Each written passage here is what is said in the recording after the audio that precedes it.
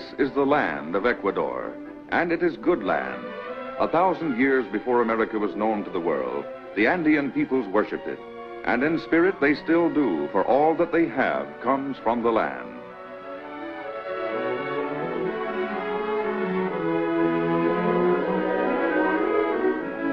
The Otavalos are among the oldest of the native tribes still living in this part of the Andes. They were making pottery and textiles and bargaining in this marketplace long before the Incas came to Ecuador. They were planting fields of corn and a strange vegetable known as the potato. And they were a handsome people and proud, for their strength was in the soil, and they paid tribute to nobody.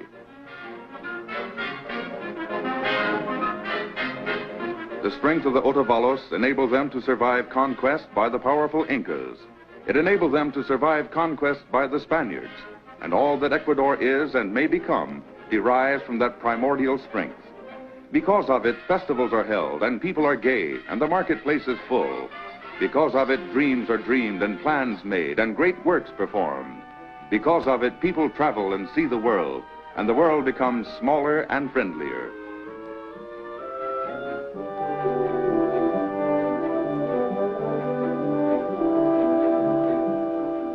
The Spaniards came to Ecuador seeking gold, and gold they found, tons of it. With it on the smoldering ruins of an Indian city, they built Quito.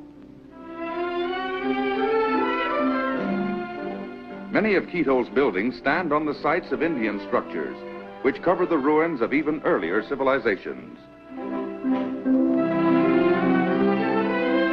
There are nearly 60 churches in Quito. One of the most impressive is the huge Convento de San Francisco, built with gold and silver found by the Spaniards. The convento's interior is profusely papered and ornamented with gold. Its main altar is of solid silver. Imagine the brilliance when lighted by thousands of candles.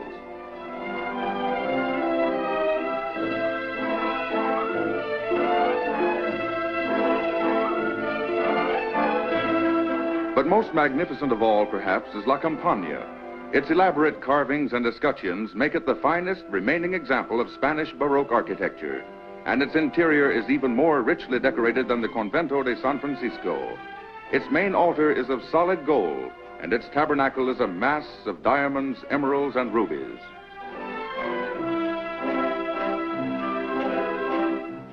But there's another Quito emerging from this ancient city.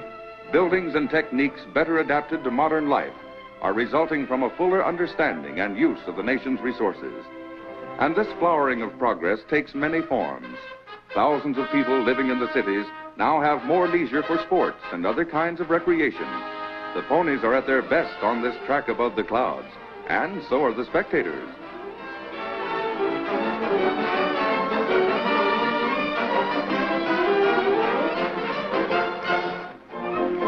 Here's another spot to beguile a free hour or two.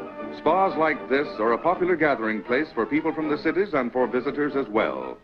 The volcanic nature of this part of Ecuador imparts rare properties to their waters. Some, bottled and sold in the cities, vie with the best in the world.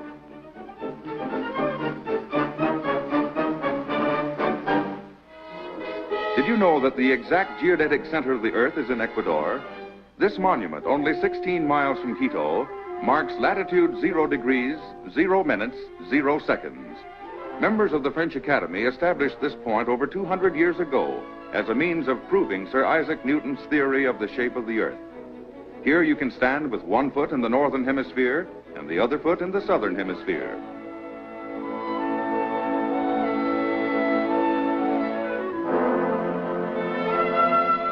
In many respects, the Andean region is Ecuador's oldest. It is also the most densely populated. But it is only part of this rich country which reaches from the Amazon jungles to the Pacific Ocean and holds an astonishing variety of plant and animal life, and peoples, and customs. And it is still not wholly settled, for on the northwestern slope of the Andes, huge virgin territories are being opened to colonization by a new railroad.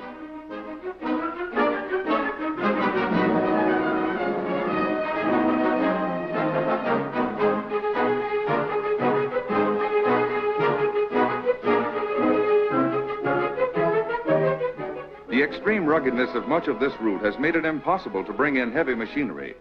For this reason, many miles of roadbed have been built entirely by hand. But in this region, as in many other parts of Ecuador, the unbroken wilderness will soon give way to farms and settlements. Grains and cattle and temperate zone fruits like plums and peaches can be raised in the higher altitudes crossed by this railroad. Coffee bushes and many kinds of spice trees flourish in the lower altitudes.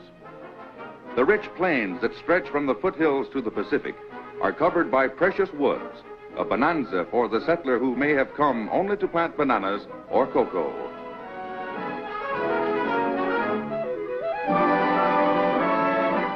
Here's a man who came close to losing his life while these pictures were being filmed.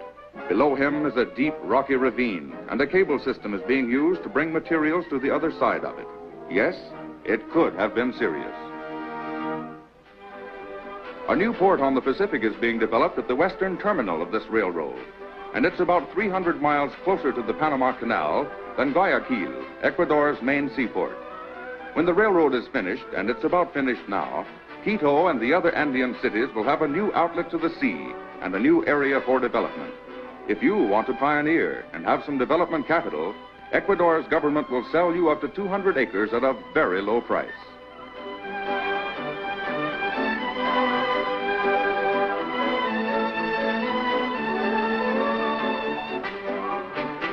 Future visitors to Ecuador will be able to travel almost the entire length of the country, from San Lorenzo to Quito to Guayaquil, entirely by rail. Relaxed, of course, in comfortable restaurant cars.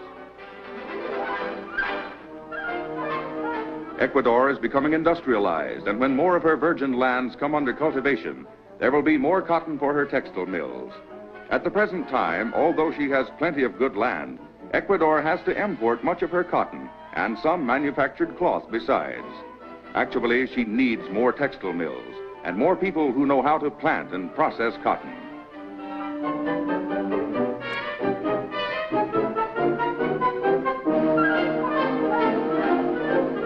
It's quite a problem to leap into the 20th century without a steel springboard. People accustomed to old ways must be taught new. Resources must be fully used, rivers harnessed, hydroelectric plants built, and irrigation and electric systems developed. But Ecuador is doing all of that, and as rapidly as she can. Her schools and colleges are adding to a growing reservoir of skilled technicians.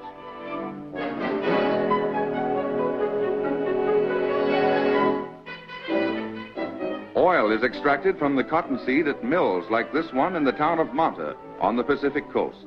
It's a region that favors the growing of cotton. The cotton here is being dried in the sun prior to shipment to the spinning mills. The oil from the seed is utilized by food and chemical companies.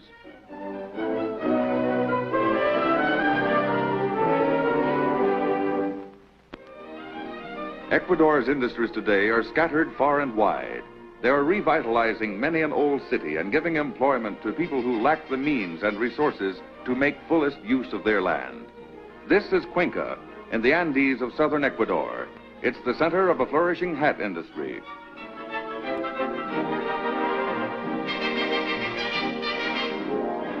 Most of the weaving is done by women to supplement the incomes of their husbands in trade, agriculture, and other occupations.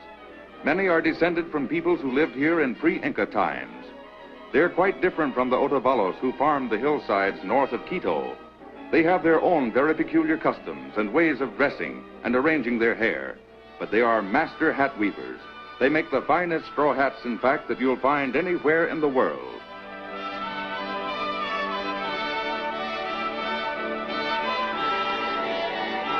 When the Spaniards reached Ecuador, tradition has it, they found the Indians wearing a cloth so finely woven, so rich in texture, and so brilliant in concept that they considered it more valuable than gold. It was woven from fibers peculiar to Ecuador. From this ancient art, they say, came the present-day skills, handed down from father to son and from mother to daughter.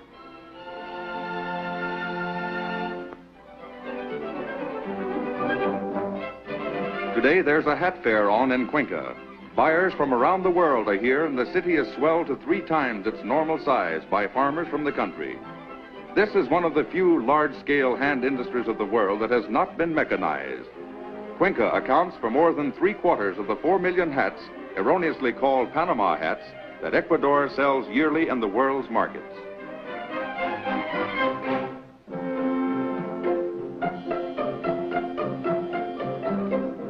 How did the term Panama hat come about? It started with Ferdinand de Lesseps, builder of the Panama Canal. De Lesseps saw several Ecuador hats in a Panama store and bought one to protect his head from the sun.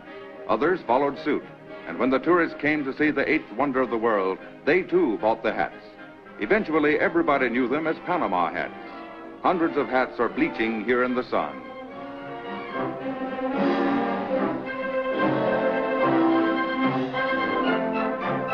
And here's another paradox. The Ecuador hat did not originate in Cuenca, but on the Pacific coast near the towns of Monte Cristi and Hippy Happy. Even the straw from which the hats are made is brought from the coast.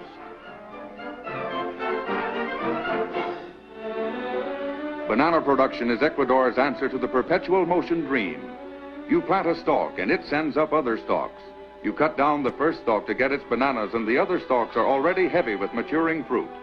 This goes on 12 months a year, and on the equator where climatic conditions are absolutely perfect, it's a bonanza for Ecuador and a fine contribution to the American table.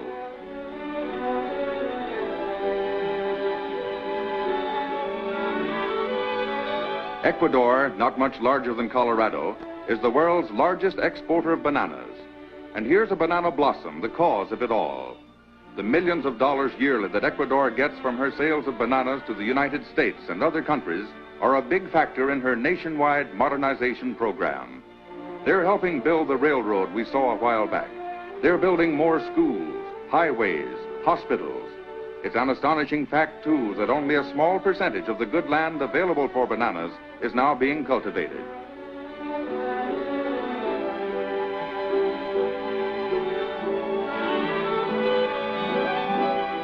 Banana plantations are of all sizes in Ecuador. Some, like this one, run into thousands of acres and employ hundreds of workers. Others are small, 1- or 2-man farms operated by families. A good many Europeans have lately gone into the banana business in Ecuador. Also ex-GIs and others from the States. It's green gold for those who enjoy this kind of life.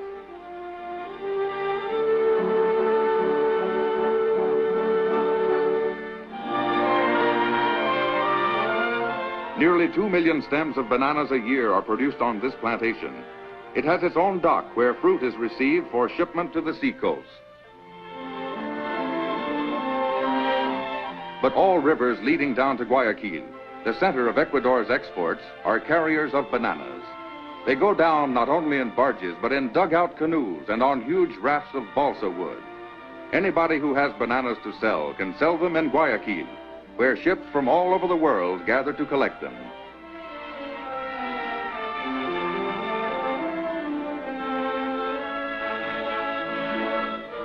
Notice the care used in handling this delicate fruit. Each stem, weighing about 80 pounds, is enclosed in a plastic bag, and one vessel, depending upon its destination, may load fruit much riper than another. The United States, being closer to Ecuador than Europe, receives the ripest bananas. The vessels are refrigerated to prevent overripeness.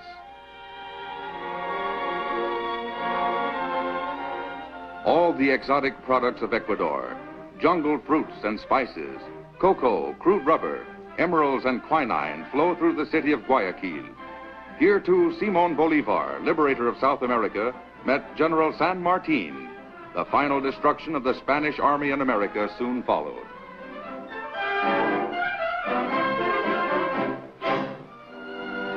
Guayaquil's prosperity, the result of her magnificent harbor and rich interior, extends over a vast area. Modern highways now link the city with the Andes and with beach resorts like this one at Playas. And yet, echoes of the past are everywhere present.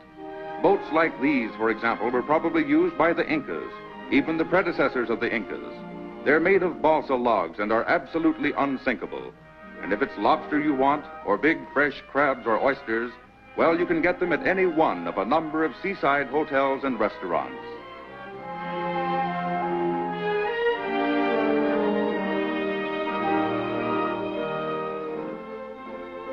It's only an hour or so by plane from the coast to the Andes, and there's Mount Cotopaxi, the highest volcano in the world. It's one of more than 20 star-scraping peaks that flank Ecuador's Pan-American Highway, better known perhaps as the Avenue of the Volcanoes. For scenic grandeur, there is nothing quite like it on the face of the earth, but it's a vital artery of communications as well. It's no easy job to maintain and improve a highway in these mountains. Ancient deposits of volcanic ash are notoriously unstable and must be cleared away, but the job must be done. For this highway links one end of Ecuador with the other. It's a feeder line for roads leading to the Pacific, and together with stretches of the Pan-American Highway, both north and south of Ecuador, it provides a through route from the Mexican border to the southern extremity of South America. The section being improved here lies at an altitude of over 12,000 feet between Quito and Quevedo.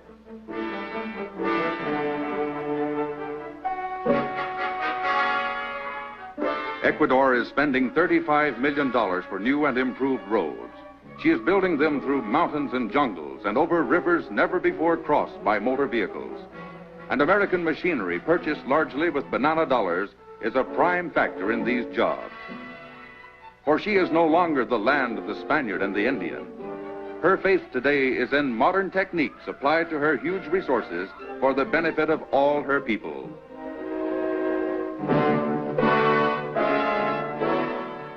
Here, for those with skills and know-how, is a land of opportunity, a land waiting as the West once waited for men of vision and courage and the ability to make their dreams come true. Here is a new frontier, a land blessed with eternal spring on the Earth's equator.